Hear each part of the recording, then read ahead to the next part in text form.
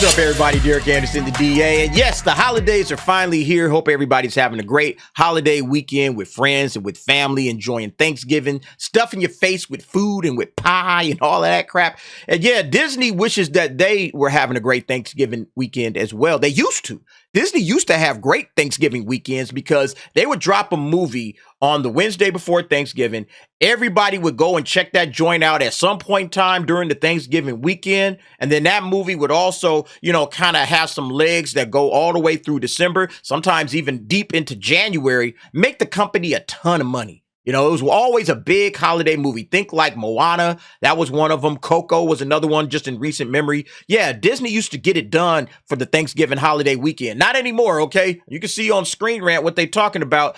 Disney hits a second straight Thanksgiving weekend disappointment as Wish box office underwhelms. And look, let me just say this because I say it all the time. But when it comes to Disney and why they're having so many issues, it comes down to a matter of trust with parents. Trust matters when it comes to your children's entertainment, when it comes to family entertainment. Disney used to be a company that parents mostly trusted. All right, man, we know what we're going to get with Disney. We know when we take our kids into the theaters and we sit down, we're not going to get any crazy nonsense. It's going to be just mostly G-rated, fun family entertainment. I'm not going to leave the theater trying to explain to my kid all kinds of, stuff in the social agenda sphere that I don't really want to talk about. But now nobody knows what they're going to get with Disney. Nobody knows what they're going to get. This movie's called Wish. Parents is immediately like, Wish? Yeah, what are they going to be wishing for in this movie? Is somebody wishing for a sex change in this movie? Is that what's going to happen? And then there's going to be a sex swap or something like that? Yeah, I don't know if I want my kids around that. So everybody just kind of waits, says, you know what? I'll just wait on this. And therefore, the box office is underwhelming, all right? Nobody's going to see this film. And look, real talk, this thing should have been a smash success because it's like the celebration film of 100 years of Walt Disney, of the Walt Disney Company. This is the centennial animated feature, the one where they're focused. The film apparently is about how the song When You Wish Upon a Star came about. So you got a song that is world known, okay? When You Wish Upon a Star, one of the most famous songs in Disney's history. And they're going to tell the story of when this song came about for the centennial, for the 100th anniversary of the Walt Disney Company. Should have been a slam dunk. Should have been a layup. Should have been easy, okay? Should have been so easy. Oh yeah, everybody's coming to see this. Even the hardcore Disney cynics. I can't stand Disney, but hey man, that sounds like a great idea. I think we're going to go and check that out. That should be a lot of fun. That should be a great film. Disney, no way in the world do they mess that up. But see, people have lost trust. People have no trust in them, okay? So now it's the second straight Thanksgiving weekend that has disappointed, along with last year's Strange World. And what was Strange World packed with? Oh yeah, it was packed with identity politics, social agendas, The most important thing we heard about Strange World is going to be a gay couple in it. That's what we heard about it. And parents was like, I don't want to have that discussion with my kids. They may not have a problem with a gay person in the world, but they don't want to have that discussion with their children. And so because of that, Disney is failing. And it's like this film apparently isn't even good because the critics didn't even like it. Yeah, you can see right now, 50% from the tomato meter, 82% from the audience score. But like even the shill media is not rocking with this film.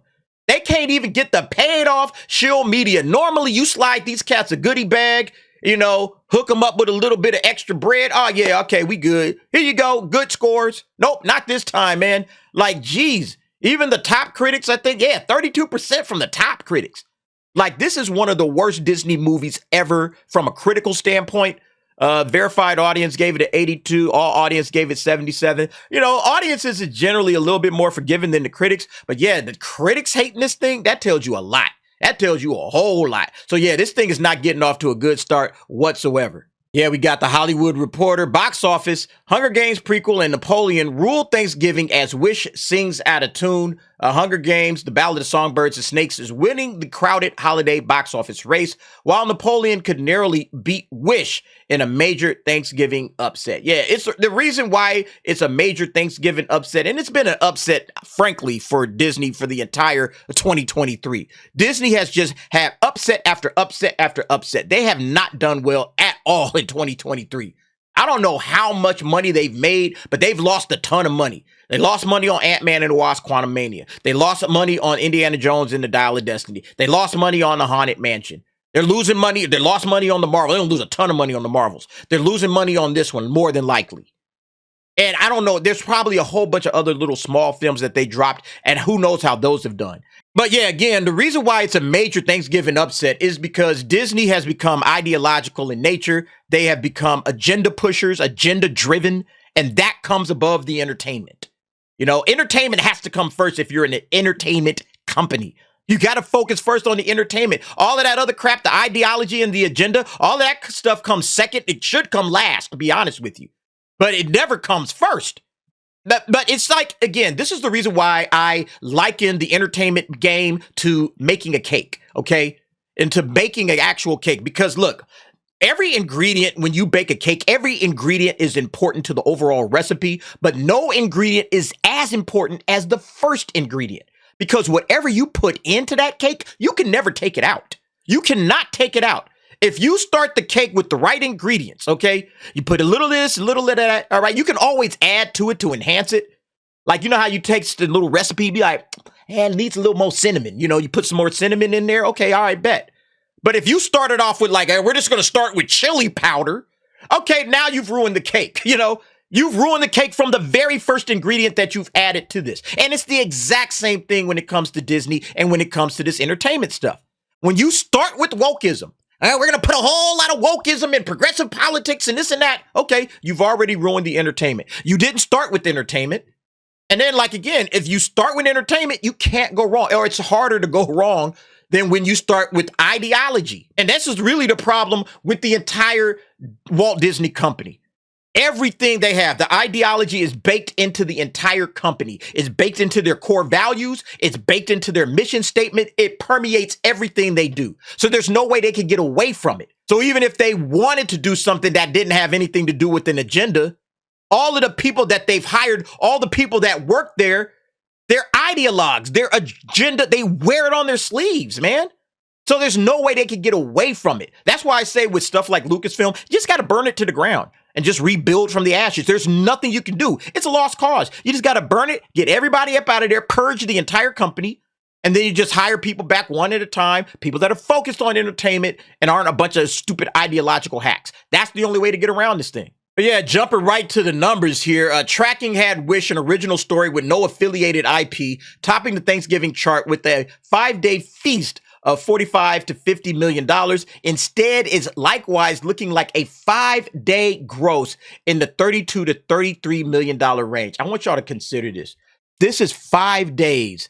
This is the Walt Disney Company. This is a huge animated film. It's only going to make in 5 days over a Thanksgiving holiday, $32 to $33 million. That's piss poor, man. That is super bad.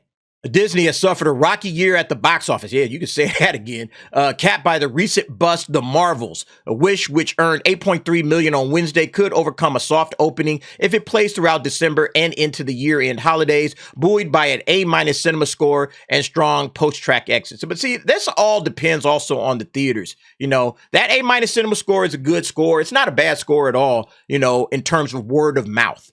You know, word of mouth, okay, you got a lot of people saying, hey, I'd recommend this. I would recommend this to a friend or whatever. But again, it's not off to a good start. The critics are already trashing this thing. They gave it a 50%.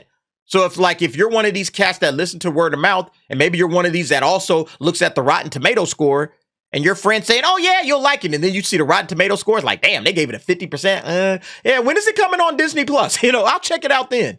You know, we'll see when it comes on Disney Plus. It'll be fine. The kids won't miss anything, you know, that sort of thing. It's not like the event film that everybody's talking about and everybody's rushing out to watch, because that's what Disney used to do. And that made all the other parents say, oh man, shoot, I got to take my kid because my kid went to school and they won't shut up singing this song. And they're begging me every weekend, Mommy, can we go see Wish? You know, or can we go see this other Disney movie that just came out? Because all the kids at school are singing the hell out of that song or whatever. You know, that's just how it goes. I've had kids. I know how that works. So, you know, we'll see what happens with Wish. But once again, this is just showing you where Disney is. And this is about to be a bona fide flop. It cost $200 million to make. $200 million to make. That's where Disney is at. They're just throwing money away, burning it up on films that are going into the box office, and 32 to $33 million. Woo, man. Disney is completely disconnected from their audience. They have no clue what their audience is looking for. They're dropping $200 million to only make $33 million in the opening weekend. They got to beg and hope that this thing has legs, that this thing goes, like they said, all the way through December and all the way into January and the new year. Because if it doesn't, this thing is just going to bust. It's going to be another bust right next to the Marvels and another giant flop for the Walt Disney Company. Anyway, you guys let me know what you think about this whole situation. I just find all of this fascinating, but it just proves everything that we've been saying is correct. You can't put agenda first, all right? You can't put agenda first. That loses the trust with your parents. The parents, they see the agenda stuff coming first. Oh, this ain't about entertainment. They're trying to preach. Yeah, I'm not with that preaching, okay? They've lost the trust with the parents. They have no idea what the parents and the families want, and they've completely disconnected themselves from their own customer base. And it's just going to get worse at this point. You guys let me know what you think about this. Jump down in the comments. Give me your thoughts and opinions on that. And thanks for watching. See you next time.